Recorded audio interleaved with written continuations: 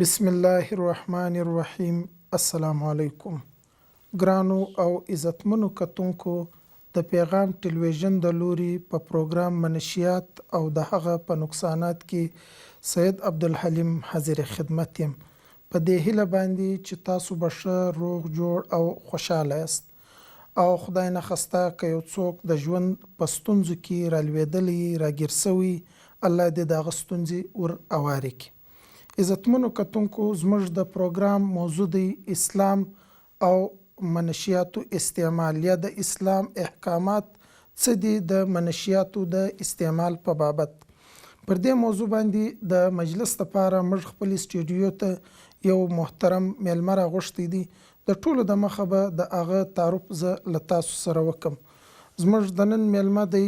مفتي سمیع الله صاحب. مفتي صاحب یو جاهد عالم دین دی. مفتي صاحب تاته په پروګرام کې ښه راغلی وایم، ستړی مه سې. الله دې خوشحاله که کامیابه اوسې، خیر دې نصیب شه. ګرانو کتونکو، د موضوع خواته راځو. زموږ دا موضوع د مخکني پروګرام یو تسلسل دی، دویم برخه یې ده. د مفتي صاحب څخه زما اولنۍ پوښتنه دا وي، مفتي صاحب، اسلام د منشیات بنیادي طور حرام کړي دي، ناخوښه کړي دي. ستا په فکر د دې د حراموالي وجوهات څه کېدلی سي؟ اسلام ولې حرام کړی دي دا منشیات؟ نحمده ونصلي على رسوله الكريم، اما بعد فاعوذ بالله من الشيطان الرجيم. بسم الله الرحمن الرحيم. يا أيها الذين آمنوا إنما الخمر والميسر والأنصاب والأزلام رجس من عمل الشيطان فاجتنبوه لعلكم تفلحون. زما ډیر ګران محترم عبدالعلیم صاحب، دا یو ډیره خوندوره موضوع ده او یو ډیر بهترین سوال دی چې تا وکړي، او یقینا دغه د نشهیي موادو او دغه د مخدره موادو چې کم موضوع ده په نن عصر کې، نو دا ډیره مهمه موضوع ده. او بیا خاص کر په اوس دور کې بیا دا په دې باندې ډیر زیات مهمه ده چې ډیر زیات انسانان موږ وینو، هغه ورځ په ورځ باندې هغوی چې دي په دې شي باندې نور اخته کیږي او په دې باندې نور معتاد کیږي او په دې باندې اخته کیږي. زموږ مسلمانان دي او دا رقم د مسلمانانو بچیان دي چې هغه موږ وینو، هغه څوک په رویونو باندې به اخته وي او څوک چې ګوري په اپینو اخته وي، څوک چې ګوري په پوډرو به اخته سوي وي، ښه الکوان به یې په غلطه معاشره کې راسي او د غلطو کسانو سره ملګري سي، ناسته ولاړه سي او مور و پلار هم دغه فکر نه کوي، نو چې بله ورځ بیا ګوري بیا هغه زندگی تباه سوي، هغسې یو چرسي، دغسې یو بنګي او دغسې یو د یو اپینو والا چې د هیرویني جوړ سوی. نو دا ډیره په دلچسپه موضوع ده واقعي، او خاص د اوس وخت ډیر مطابق موضوع ده، او باید چې ټول مسلمانان چې دي دا موضوع ډیر په غور په فکر جدي واوري او په دې کې هر مسلمان ته د دې وصیت وکړي. د نشې والا شیان چې دي، نشه خو په اسلام کې حرامه ده او د الله نبی صلی الله علیه وسلم فرمایي، مسلم شریف روایت دی او د ابو داود روایت دی، د مسند احمد روایت دی، او چې کل مسکر حرام و کل مسکر خمر، هر د نشې شی حرام دی او هر د نشې شی چې دی هغه شراب دی، دغه حکم چې دی هغه د شرابو دی. ګوره نبی صلی الله علیه وسلم سره روایت عبدالله ابن عمر رضی الله عنه دا روایت کړی دی، او جابر رضی الله تعالی عنه سره دا روایت ستا، د ابو هریره رضی الله تعالی عنه سره دا روایت دی، او د عایشې صدیقې رضی الله تعالی عنها سره دا روایت دی، او د ام سلمې رضی الله تعالی عنها سره دا روایت دی، او د نورو صحابه سره چې هر مسکر شی چې په روی زمین باندې د نبی علیه السلام د وخت څخه لیکر واخله بیا در قیامته پورې چې کوم شی ایجادیږي او د هغې نوی ایجاد کیږي او نشور شی انسان نشه کوي، د انسان عقل دماغ چې دی هغه په هغې کې فتور راولي او انسان حواس چې دی هغه خرابوي. نو دا نشور شی که د مشروباتو وي، د څښلو وي، او که د څکولو والا شی او که د خوراک والا شی او که د ستونو د ذریعه څه چې دي هغه نشې مواد چې دي د هغه کې ځان نشه کوي. یعنې په هر طریقه چې وي نو د اسلام د لوري چې دی دا حرام ده او دا ناجایز ده. یقینا. مفتي صاحب یو بله پوښتنه هم منځ ته راځي، یو سوال رامخته کیږي. لکه څنګه چې تا وویل چې دا چونکې مجموعي طور د ټولنې دپاره تباکن دی، بربادی، معاشره بربادی، فرد بربادی. فرد چونکې د معاشرې یو خښته ده، یو بنیاد دی، په انګریزي کې ورته وایي سیل دی. نو لکه څنګه چې فرد تباه کوي دغه معاشره تباه کوي. زموږ په ټولنه کې منشیات چې کوم استعمال دی، که زه دا ووایم د هغه دوه قسمونه ډېر هسې قسمونه ډېر دي، لیکن که موږ پر دوو برخو تقسیم کړو، یو دی غټې نشې چې په هغه کې موږ مثلا شراب او دا هیروین یا پوډر چې ورته ویل کېږي، یا د دې قسمونه مطلب نور تر راسه افیم ورواچو، بیا راسه دا نور کوم چې کرسټل دا نن سبا استعمالیږي، دا قسم یې دی. یو دا، او دویم د دې دی لږ داسې حلقه قسم چې موږ ویلی سو، لکه سګریټ چې دی، نسوار چې دی، حقه چې ده، یا نور داسې یو څه منشیات دي. د اسلام حکم د دا درنو نشو په متعلق او د دا سپکو نشو په متعلق یو دی که په دې کې څه تفرق سته؟ اسلام خو د هر نشاور شي خلاف کوي، چې حدیث کې راځي چې کوم شی کثیر د هغه په ډېر وافر مقدار باندې سړی نشه کوي نو فقلیله حرام، د هغې قلیل هم حرام دی. اوس خامخا په دې کې به مثال فرق به وي، فرق به په دې اندازه به وي چې یو شي نشه زیات وي او د یو شي نشه به یو اندازه چې دی هغه کمه وي. نو په دې کې داسې دی چې مثال شراب دی او دا رقم افین دی، روین دی، او دا خالص مطلق دی، حرام دی، مسکر دی. اما سګریټ او د نسوارو هم دغه حکم دی چې دا سګریټ چې دی مثال که ته یو سړی نه نشه کوي نو ټیک دا پوره نشه به نه لري، لیکن د سګریټو فایده څه شي ده؟ سګریټ خو سراسر نقصان دی. او سګریټ چې دی چې الله جل جلاله چې دی قرآن کریم کې وایي چې ستاسو دپاره طیب شیان الله حلال کړي دي او پر تاسو باندې خبیث شیان چې دی، پلید شیان چې دی هغه الله حرام کړي دي.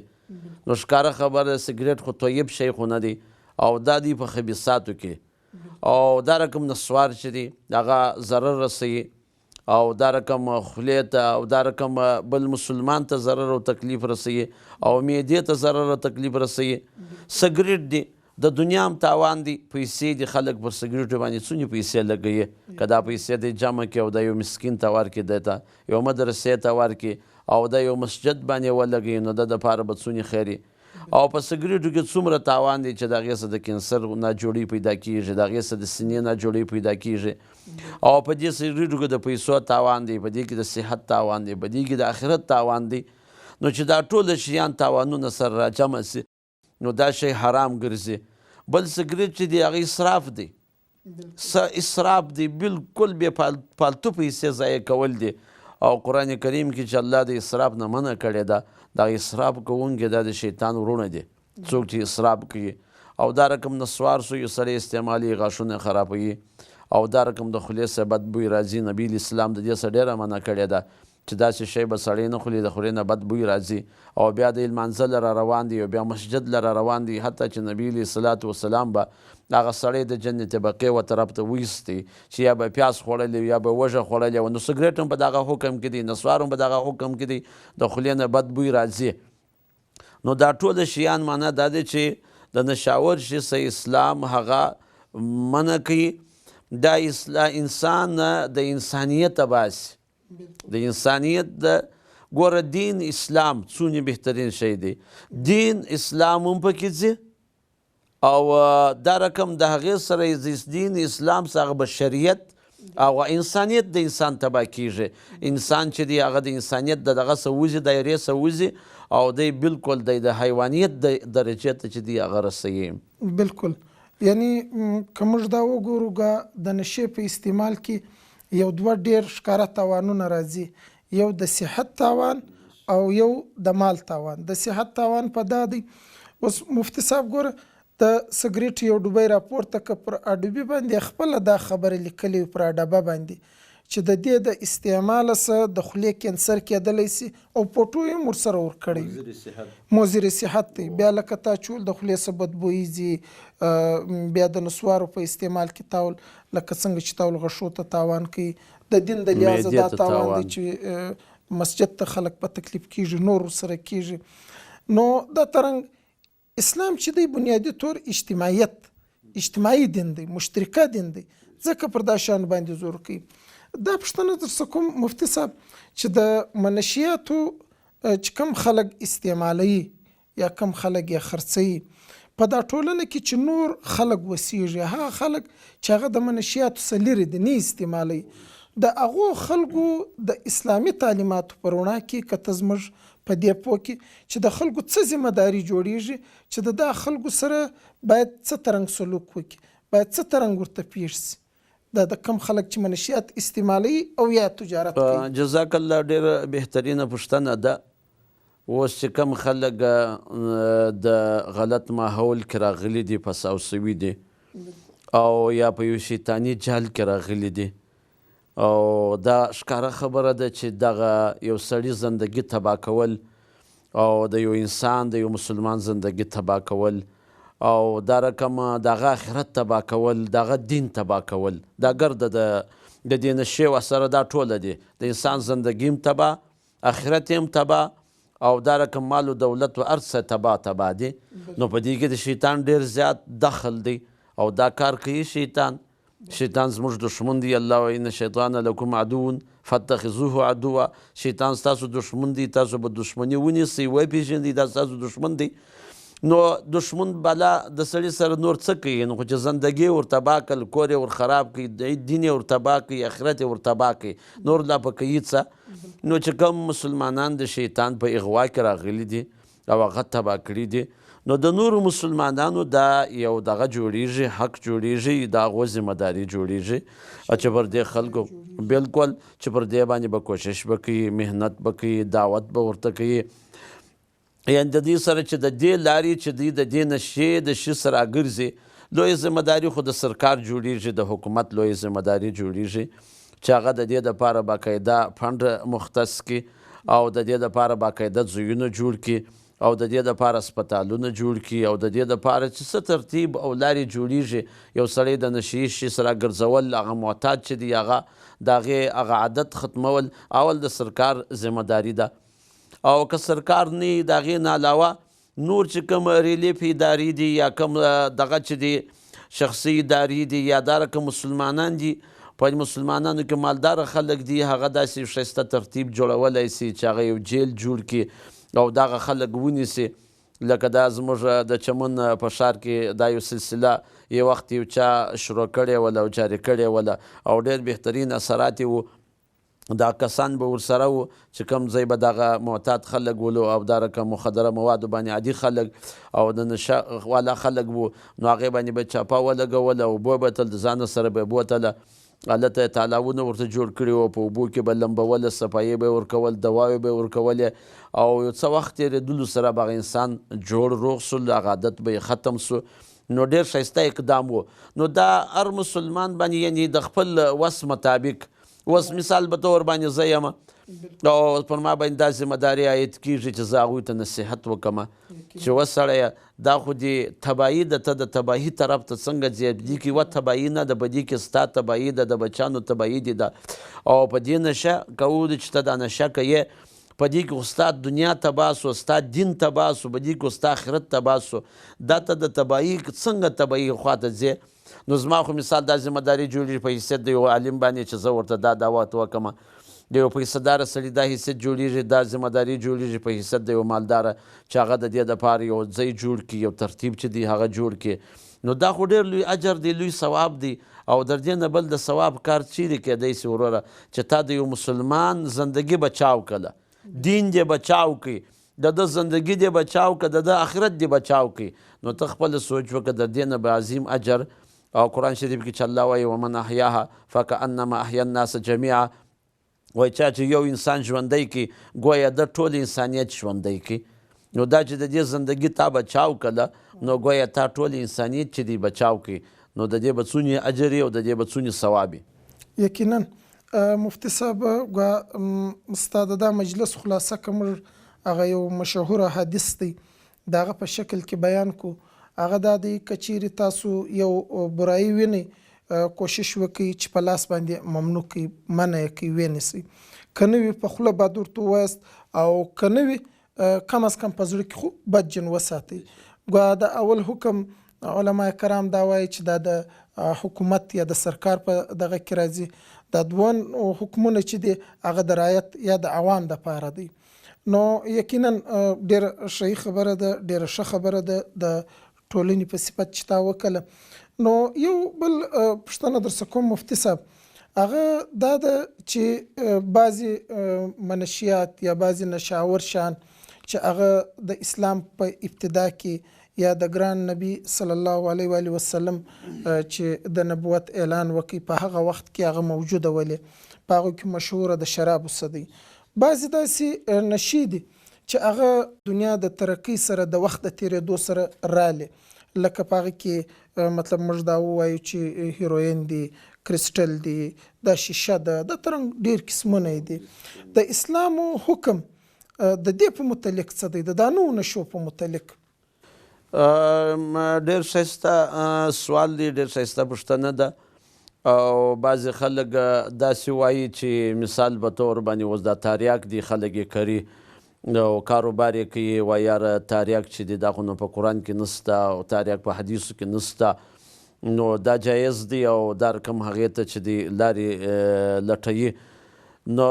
اسلام کې چې دی قرآن و حدیث کې دا هر شی د هغې جزي مسلې هغه نه ذکر کوي. قرآن کریم چې دی او حدیث هغه کلیات ذکر کوي، یو کلي قاعده ذکر کوي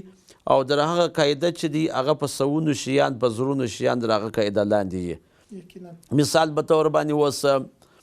نبی الاسلام وایي من احدث فی امرنا هذا ما لیس منه فهو رد، چا چې زموږ په دین کې داسې شی ایجاد کړي چې هغه د دې دینه څه نه وي هغه رد دی، هغه مردود دی هغه شی. اوس دا یو قاعده کلیه ده. اوس در قیامته پورې که یو سړی په دین کې نوی شی ایجادوي، ثواب یې بولي، ثواب ورباندې غواړي، نوی شی د ځانه جوړوي، هغې ته بدعت ویلی سي او هغه ګناه ده، هغه د ثواب کار نه دی. هر کار چې هر چا ایجاد کړي در قیامته پورې هر بدعت. نو دا نبی الاسلام یو کلیت چې د هغه ذکر کړل. زموږ دپاره نبی الاسلام وایي او ما ته اوتیتو جوامع الکلم، ما ته هغه جامع کلمات الله را کړي دي. داسې جامع کلمات وایي دریاب یې په کوزه کې جمع کړی دی چې یوه خبره به یوه جمله به یې د هغې کې به دریاب علم پکښې وي. نو الله جل جلاله نبي الاسلام ته جوامع الکلم ورکړي وه. نبي الاسلام وایي کل مسکر حرام، هر د نشې شی چې دی هغه حرام دی. دا کلیه ده، دا عامه قاعده نبی الاسلام ذکر کړې ده، هر د نشې شی چې دی هغه شراب دی. نو در قیامت د ورځې پورې چې کوم شیان ایجادیږي او نوی پیدا کیږي په هر نوع وي، که هغه د نرم شیانو څه وي، که د سختو وي، که د خوراک شیان وي او که د لګولو شیان وي او که د کشولو شیان وي، د هر شی چې نشي او هر شی در قیامت چې د هغې ایجاد کیږي هغه د نبي صلی الله علیه وسلم در دې جملې لاندې دي چې کل مسکر خمر، هر د نشې شی شراب دی، و کل مسکر حرام، هر د نشې شی چې دی نشه کوونکی شی چې دی هغه حرام دی. نو دا د نبی الاسلام ته الله جل جلاله دا جامع کلمات الله ورکړي ول، دا د نبی الاسلام معجزه وه. نو تر قیامته پورې چې هر شی ایجادیږي او دا رقم قرآن و حدیث کې مثال په طور په سوونو او په زرونو داسې قواعد کلیات چې دی هغه ذکر کیږي. فتقوا الله ما استطعتم، د الله څخه وبېرېږئ څومره چې ستا طاقت وي. اوس قرآن کریم دا قاعده بیان کړې ده، در دې لاندې په سوونو مسایل دي، په سوونو مسایل دي په دې لاندې. بالکل ګرانو کتونکو زموږ مجلس به روان وي پر دې ځای باندې یو وړوکی دمه اخو، د دمې بعد به برته راځو، د مفتي صاحب سره به نور مجلس کوو، د موږ سره اوسئ.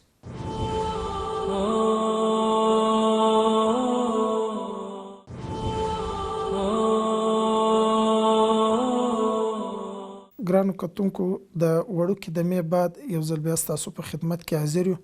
او په پروګرام کې ښه راغلاست درته وایو. مفتي صاحب د موضوع خواته راځو. مفتي صاحب د اسلام حکم د دا شانو کې چې کوم خلک مزدوري کوي، خرڅوي یې، تجارت یې کوي او کوم خلک یې بیا استعمالوي، د استعمال په متعلق خو عادي حکم ډیر واضح دی، لیکن کوم خلک چې د دې تجارت کوي، په دې کې مزدوري کوي، یا مطلب موږ داسې ویلی سو چې پرې کوي، یا د کښت په شکل کې، یا ټرک پکې چلوي، ګاډۍ پکې چلوي، په هغې کې ټرانسفر کوي، وړي یو بل ځای ته او بیا هغه تجار هلته خرڅوي. هغه وایي زه خو دا کوم نه. د دې خلکو په متعلق د اسلام څه حکم دی؟ جزاک الله، ډېر ښایسته پوښتنه ده. نو تریاک چې دی یا دا رقم د نشې شیان خو موږ وویلې چې دا په اسلام کې حرام دي، او د حرامو شیانو چې سړی تعاون کوي، مدد یې کوي، کومک یې کوي، نو په هره طریقه چې یي نو دی په هغه کې شریک دی. که یو سړی د نشې د شیانو چې د هغې بنیادي شی چې دی، مثال د نشاور شیانو تنباکو دی، تنباکو په دې دغه کې دی، په دې ذیل کې دی، او ولې هغه منشیاتو کې دی، او دا رقم بنګې دي چې یو سړی بنګې کري او د هغې څه چرس باسي او د هغې څه چرس چې جوړوي، دا هم دغه شی دی. او دا رقم چې اوس عامه بلوا او عام مصیبت دی په دې علاقو د پښتنو باندې، هغه د تریاکو دی چې تریاک چې دی کري او د هغې څه بیا چې دی هغه تریاک باسي، افینجن جوړوي، نور شي 20 قسم مواد مثال د هغې څه جوړیږي. نو دا ټول شیان خو موږ وویل چې دا د انسانیت تباکون شیان دي. نو په دې کې چې په هره طریقه باندې یو سړی شراکت ولري او په دې کې حصه ولري، نو هغونې ګناه یې کیږي. د انسان په تباهي کې د ده خامخا یو حصه سته. مثال په طور باندې یو سړی یې کري، نو د دې سړي چې دی لوی جرم دی. ولې کري؟ خو دا بنیاد دی چې ته ونه کرې، نو د کومه ځای به راځي؟ نو اول کرونکی د دې لوی ګناهګاره دی. مثال په دې جرم کې چې دی شریک دی، چې څوک د دې زراعت کوي، یا د تنباکو زراعت کوي، یا د بنګو زراعت کوي، کښت کوي، او دا رقم یا د تاریاکو زراعت کوي، نو دی اول مجرم دی، اول خښت بنیاد یې دې کښېښوی. او بل دا خلک چې بیا وروسته ورځي دا مزدوري چې کوي، او په اصطلاح باندې موږ ورته نیش وهل وایو، چې دی ورځي بیا دا نیشه وهي او بیا دا تریاک چې دی دا کوکلي څه چې دی را جمع کوي، نو دا پکې په دې جرم کې شریک دی، او دې جرم کې په دې باندې برابر دی، ورسره شریک دی. او هغه ولې دی چې دی تعاون کوي، هر کس یو قسم تعاون په دې کې د ده حصه. او زیات خلک چې دا موږ وینو چې دا بعضې خلک چې دا کم د مدرسو چې کوم د سبق شاګردان دي، نو هغوی ته د علماو دا مسله واضح کړې نه ده. نو هغه چې کله د چټیانو موسم سي، نو هغوی ځي وایي چیرې ځې؟ دوی وایي چې یاره موږ ځو نیش وهو، تریاکو موسم چې دی، نو دا هلته ځي او دا هغه دا دغه کوي چې هغه ځان ته یو دینداره طبقه وایي. خو دا زه وایم چې هغه مثال طالبان دي، هغوی ته دا مسله واضح نه ده، نه چا دا مسله ورته. که یو کوم لا مولوي صاحب چې تریاک ورته حلال کړي دي، نو نیش خو بالکل ورته حلال کوي، چې د تریاکو کښت ورته حلال دی، تجارت ورته حلالوي، نو نیش خو طالب دپاره بالکل چې دی هغه حلال دی، وایي دا خو مزدوري ده. نو دا طبقه چې د بدي کې ډېر ملوثه ده او ډېر زیات دغه کیږي. او بل هغه خلک چې دي چې مثال کم خلک چې د ډېر دینداري دعوه کوي، او هغه خاص د دې چې کوم زکاتونه یې هغه ټولوي، او په زکاتونو باندې یا د دې یا مدرسه چلوي، یا بل کاروبار چې دی د دین بل کار چې دی په دې باندې کوي. نو دا ټول چې دی حتی در خرڅوونکي پورې، د کاروباره پورې، څوک چې دا رسوي در هغه ځایه پورې، او څوک چې دا خرڅوي، په دا ټوله په دې شي کې په دې ګناه د انسان په تباهي کې سره شریک دی. قرآن کریم کې الله جل جلاله فرمایي وتعاونوا على البر والتقوى ولا تعاونوا على الإثم والعدوان. وایي تاسو یو د بل سره تعاون وکئ، کومک وکئ د نیکۍ او د تقوا په کارونو باندې. هر د نیکۍ کار وي او یو د بل سره تعاون کوئ، د خیر کار یو صدقې جاریه، د مسجد جوړول وي، مدرسه جوړول وي، یو برمه جوړول وي، یو ښه تالاب جوړول وي، یو سایه دپاره یو ځای جوړول وي، یو انتظارګاه جوړول وي، هسپتال جوړول وي، نو دا ټوله د خیر کارونه دي. نو تی د خیر په کار کې یو د بل سره کومک وکئ، مدد وکئ، او تاسو یو د بل سره کومک مه کوئ د ګناه په کار باندې او د عدوان، د ظلم او د زیاتي په کار باندې. نو دا خو ښکاره خبره ده چې د نشې شی تیارول، جوړول او هغه در ځای پورې رسول یا راکرل یا خرڅول، دا ټوله چې دی تعاون دی پر ګناه باندې، او دا ټوله تعاون دی، کومک دی پر ظلم باندې. او د دې نه به لوی ظلم چیرې چې یو انسان د یو انسان کور خرابوي، د هغه زندګي ور تباه کوي، انسانیت و بشریت ور تباه کوي، او د هغه دین تباه کوي، د هغه آخرت تباه کوي، نو د دې نه به لوی ظلم چې هغه چیرې. مفتي صاحب یو بله پوښتنه هم درڅه کوم د دغه پوښتنې په تسلسل کې، هغه دا دی چې بعضې کسان موږ په ټولنه کې په ګوته کړي دي، موږ ورته یې وینو چې هغه کوي خو دغه کاروبار د نشاور شانو کاروبار کوي، منشیات خرڅوي او یا نور غلط کارونه کوي، لیکن د بده مرغه د هغه خلک بیا راولاړېږي په ټولنه کې په خیریه کارو کې هم ځان مخته کوي. مثلا د هغه پیسې په مسجد جوړولو کې لګوي و مدرسو ته ورکوي او د ترنګ په نورو خیریه کارو کې لګوي او ځان ته دا جواز وایي چې زه خو په دا پیسو باندې دا د خیر کارونه کوم. په دې بابت اسلام څه وایي؟ د دې شیانو په باره کې چې کوم د دې آمدن چې دی هغه حرام دی، خرڅول یې حرام دی، رانیول یې حرام دی، آمدن یې حرام دی. ځکه نبی صلی الله علیه وسلم د مسند احمد روایت دی، ان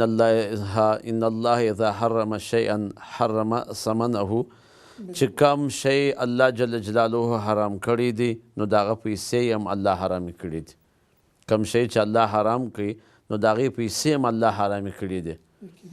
او یو حدیث کې راځي نبی صلی الله علیه وسلم فرمایي ولعن الله اليهود، د الله جل جلاله لعنت دی پر یهودو باندې، پر هغوی دی د الله لعنت دی پر یهودو باندې، پر هغوی باندې الله جل جلاله وازګې حرامې کړي وې، دا د پسه وازګې و د غویي وازګې، دا وازګې پر دې حرامې وې. نو فجملوها، نو دوی به هغه وازګې چې دی ویلې به کلې، نو فباعوها، نو هغه به خرڅې کلې. نو چې تا به ورته وویل چې یاره دا خو دغه دی، دا وازګې خو حرامې دي، نو دی به وویل چې یاره نو موږ خو وازګې نه دي خوړلې او موږ وازګې راواخیستلې او ویلې مې کلې، خرڅې مې کلې. نو د دې په دا کې وروسته کې حدیث کې نبی اسلام وایي چې دی په دې نه پوهېږي چې کوم ذات چې کوم شی حرام کړي نو د هغې پیسې هم حرامې دي. نو دیګ ښکاره شی دی چې تاریاک حرام دی، پوډر حرام دی، بیسټ چې دی ورته وایي دا حرام دی، دا ټول شیان چې دي دا حرام دي. نو چې دا حرام شی یو سړی خرڅوي د هغې پیسې حرامې دي، او یو سړی چې حرامې پیسې راخلي په مسجد کې لګي، دا ګسر مناسب نه ده د الله په کور کې یا په مدرسه کې لګي او بالکل نه پر دې باندې ثواب نه کیږي، بلکې د حرام پیسو په باره کې خو مسله دا ده. او یو ورځ یو حاجي صاحب مسله پوښتله د زکات په حواله باندې، ول مفتي صاحب مثال په طور باندې دا پیسې چې ټولې حرامي او نو د هغې خو زکات نسته، او د دغه کوشش دا و چې دی د زکات ځان خلاصوي، زکات یې نه ایستی. نو د یو هیله و بانه دا جوړه کړل چې مفتي صاحب پیسې چې حرامي نو د حرامو پیسو خو زکات نسته، نو ته یې زموږ څه زکات مثال چې دپاره غواړې، څنګه دا خلک زموږ زکات غواړي. نو ما ورته وویل مولوي صاحب ډېره ښه مسله دې وکړله، ټیک ده، بالکل زکات پر هغه سړي نسته چې پیسې حرامې وي، خو دا یو مسله دا ده چې حرامې پیسې به ټول انسان ورکوي. زکات خو دا دی چې مثال یو سړی به 1 روپۍ په 40 روپۍ کې به 1 روپۍ راځي، اوس خو ګسره چې خلاص ولې د حرامو پیسو دا دی چې دا به ټوله په یو دی سړک و په یو دی شي باندې لګوي او مسکینانو ته به ورکوي، حتی چې وایي د ثواب نیت به لا نه کوي. بغیر د نیت د ثوابه نو پیسې دې سوځلی خو نسې سوځل خو هم نه دي جایز د پیسو چې ته نوټونو ته ور واچې د هغې طریقه دا ده چې ټوله حرام چې دي هغه به بس داسې ورکوې فقراو ته بغیر د نیت د صدقې نه یا به د یو خیریه شی باندې یو پلونو پیدا شیانو باندې لګوې چې هغې د ثواب نیت نه وي نو دغه سړی چې هغه ټول عمر دی په حرامو کې ملوث دی کاروبار حرام دی کپړې حرام دي مثال خوراک حرام دی نو ګس سره دعا نه قبلیږي نبی اسلام وایي یو سړی چې دی ډېره دعا به کوي چې وایي یا ربي یا ربي یا ربي ډېر به لاس په عجز پورته کوي ای ربه ای ربه ای ربه نو نبی اسلام وایي نو دعا باید څنګه قبوله سي ملبسه حرام نو کپړې دي حرام دي خوراک دي حرام دي شال دي حرام دي نو فانا یستجاب له نو د به دپاره به چیرې دعا قبوله سي نو یو سړي کاروبار چې دی دی داسې وکړي چې بالکل دي دا تمامې پیسې چې په دې لاره کې ګټلې دي دا دې ټوله د خپل ملکه څه وباسي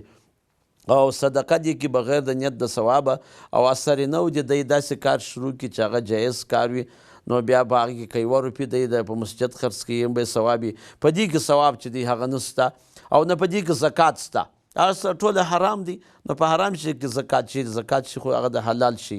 بالکل ما پوښتنه مو اوس د هغه درڅخه کوله چې زموږ ټولنې کې بعضې خلک داسې هم شته چې هغه باقاعده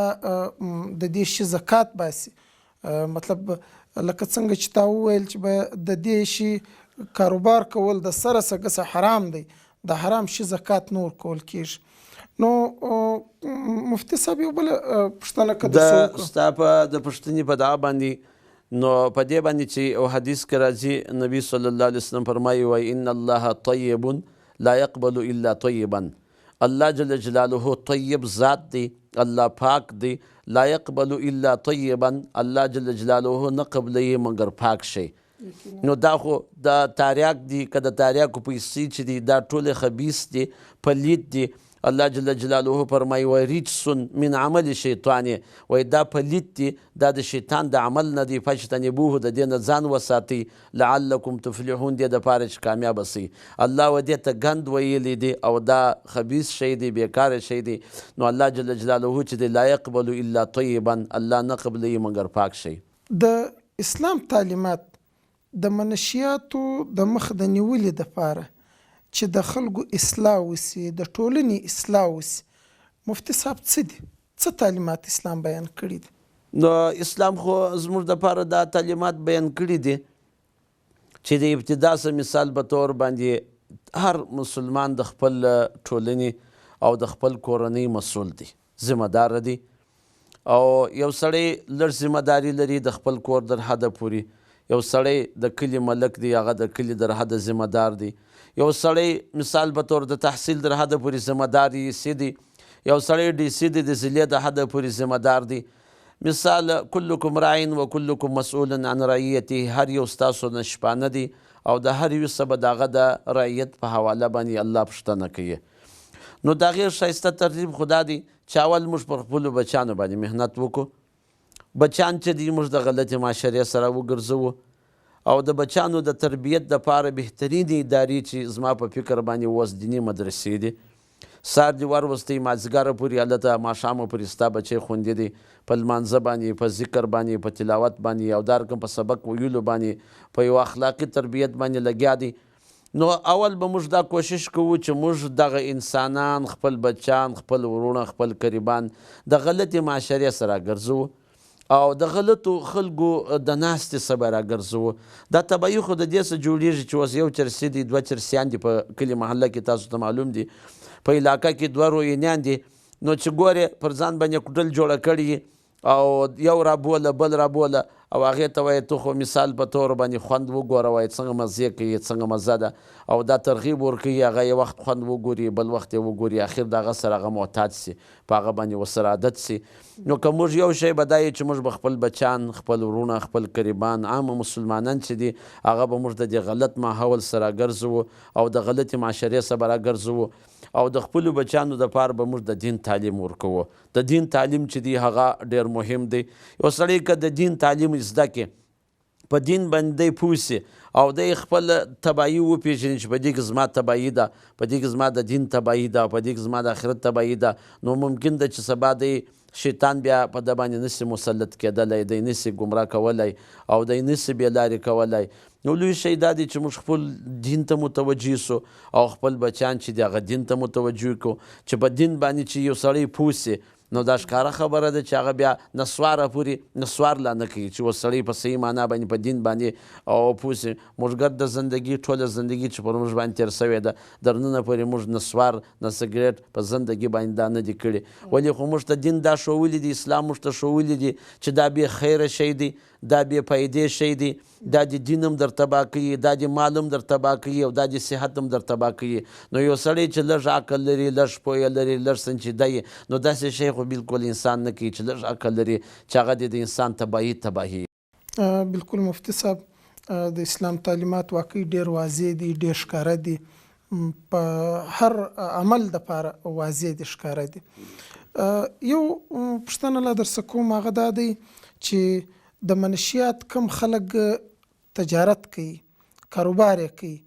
د دې دپاره د اسلام څه جزا او سزا ده؟ څه سزا تجویز کوي د خلکو دپاره چې څه کول دي د دې خلکو سره پکار دی؟ نو دې دپاره خو دا د سرکار او د حکومت کار دی چې هر سړی چې هغه چې کوم جرم کوي په معاشره کې او معاشره تباه کوي او د هغوی زندګي تباه کوي، د انسانانو د پښتنو د سپینو پښتنو د مسلمانانو زندګي تباه کوي، نو دا خو اول د حکومت ذمه داري جوړیږي دا خلک ونیسي او د دې سره حساب وکړي او دوی ته سخته سزا ورته ورکړي او د دوی دغه کم چې کاروبار یې کاروبار یې باید ورمنع کړي او د دوی چې کم دغه مالونه یې هغه ضبط کړي او هغه بالکل په منظر عام کې چې د هغه وسوځ سي او ختم یې کړي. نو دا د سرکار ذمه داري جوړیږي، لکه کوم حدیث ته تاسو اشاره وکړل چې نبی اسلام من رأى منکم منکرا فلیغیره بیده، چا منکر کار ولیدي نو دا خو ډېر لوی منکر دی چې یو سړی مثال په طور یو دی شی را اخلي چې د تباهي جوړوي. نو د دې داسې مثال دی لکه یو سړی چې دی په لاس کې او بم راخستی دی او هغه بم چې دی مثال په طور باندې د چا در کور یې لاندې کوي، در یو ماجت یې لاندې کوي، در یو مدرسې یې لاندې کوي، نو په دا وخت کې په حیثیت د مسلمان زما، په حیثیت د مسلمان ستا، په حیثیت د مسلمان د هر مسلمان په حیثیت د هغې دا ذمه داري جوړېږي دا سړی به مضبوطه نیسي چې څومره د ده وس او د دې کاره څه به دی رامنع کوي. نو چې کوم د منشیاتو دا لوی کاروباریان دي، کروڑپتیان دي، دا لوی کاروباریان دي چې هغه درځي رسوي، دا ډېر لوی مجرمان دي او دا ډېر لوی ګناهګاران دي او دا د حکومت ذمه داري ده. که وایي د دې طاقت نه لري نو زموږ کار خو دا دی چې په ژبه باندې به ورته وایو او که چیرې دغه کار هم نه یې فبقلبه، نو نبي اسلام په زړه کې خو به نفرت هر مسلمان چین کوي چې دا هغه سړی دی چې د انسانانو قاتل دی، داسې به ورته ګوري، په دې نظر به ورته ګوري چې دا هغه انسان دی، دا هغه کاروباري دی، دا هغه تاجر دی چې دی د انسانیت قاتل دی، د انسانیت قاتل دی. نو په دې دغه باندې په زړه کې به نفرت جن کوي، علما به په خوله باندې پر هغې باندې رد کوي، انکار کوي او حکومت او سرکار به هغې سره د لاس کار کوي، هغه به نیسي، هغه ته به تعزیر ورکوي، هغې ته به جیل ورکوي او تر دې پورې چې هغه د دې غلط کار څه د دې غلط جرم څه چې دی څو پورې هغه توبه ایستلې نه وي. مفتي صاحب د منشیاتو خواته ستا په فکر سره دا خلک راغبه کیږي یا د منشیات شروع کوي، د دې بنیادي طور وجوهات ته څه کېدلی سي؟ دا ولې خلک په منشیاتو اخته سي؟ جاره زما په فکر چې دی چې کوم خلک په منشیاتو باندې اخته کیږي نو د هغې یو خو لویه وجه دا ده چې د دین څه لرېوالی دی. دین څه چې انسان لرې سو او د دین څه ناخبره سو نو هغه بیا د ښو د بد تمیز هغه نسي کولی، هغه د حلال و حرام تمیز نسي کولی. د حلال و حرام تمیز پر دین باندې سړی کولی سي، د ښو د بد تمیز چې دی هغه انسان په دین باندې کولی سي. یو سړی چې د دین څه لرې سو او بل دا چې یو سړی د دین والاو څه لرې سو، د کم نیکان خلک چې د هغوی د صحبته سړی لرې سو، د هغوی د مجلسه سړی لرې سو، نو په دې وجه باندې یو وجه خو دا ده چې دی په دې شیانو باندې اخته کیږي.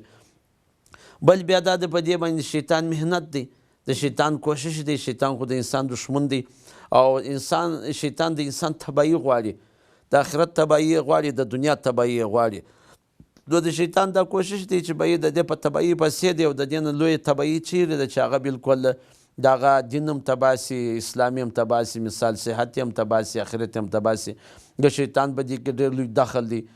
یو انسي شیطانان دي او بل جني شیطانان دي. دا دواړه شیطانان په دې کې ملوث دي.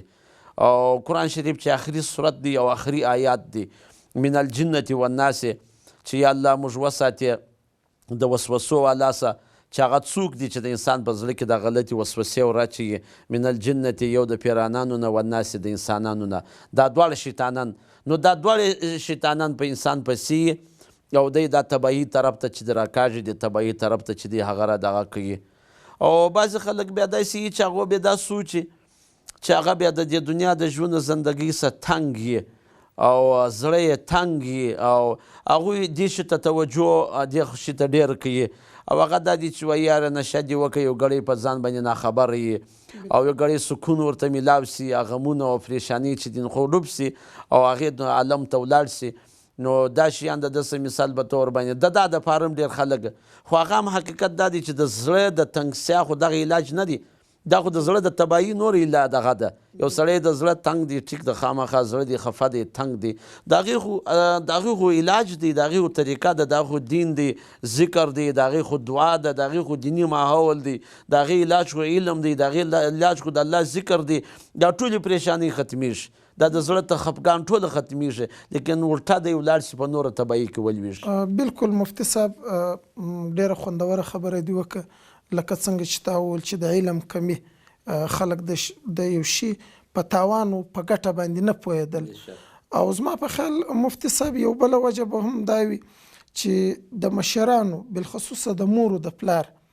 یا په کلي کې یا که موږ ولاړ سو پر لوړه سطح باندې د ټولنې چې کوم مشران دي خانان دي په کار دی چې هر سړی خپله ذمهداري در سره کړي، پر خپلو بچانو پر خپلو کشرانو باندې نظر وساتي چې دی چیرې ځي چیرې ناستو ولاړه کوي او خدای نخواسته که دی په دی غلط ماحول کې ګزاریږي په کار دا دی چې پر وخت باندې لاسنیونه وکړي. او د دې تجارت په متعلق ته ډېره ښه خبره وکړه، د اسلام احکامات واضح دي. ګرانو کتونکو په کار دا دی چې موږ خپله معاشره د غلطو کارو څخه د نقصاندې کارو سره راونسو. لکه یو مشهوره شاعر یو شعر دی چې وایي کر د ګل که چې سیمه دې ګلزار سي ازغمه کره په پښو کې به دې خار سي. نو د دې سره زه د خپل میلمه ډېر کور ودانۍ وایم، کور مې ودان مفتي صاحب چې راله زموږ سټوډیو ته. نو د دې سره زموږ د پروګرام وخت پای ته رسیږي. تر بلې خپرونې پورې مې پر الله سپارم شاد او آباد اوسئ.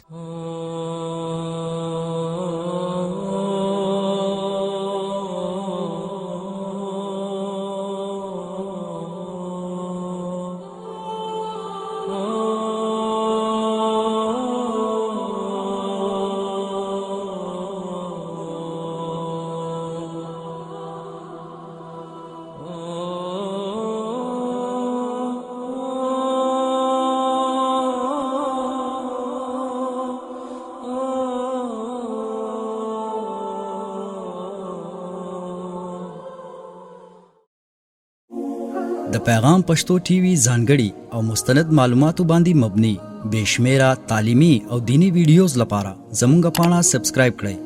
او زموږ د نوي ویډیوز نه د اپډیټ لپاره په بیل آیکن کلیک کړئ.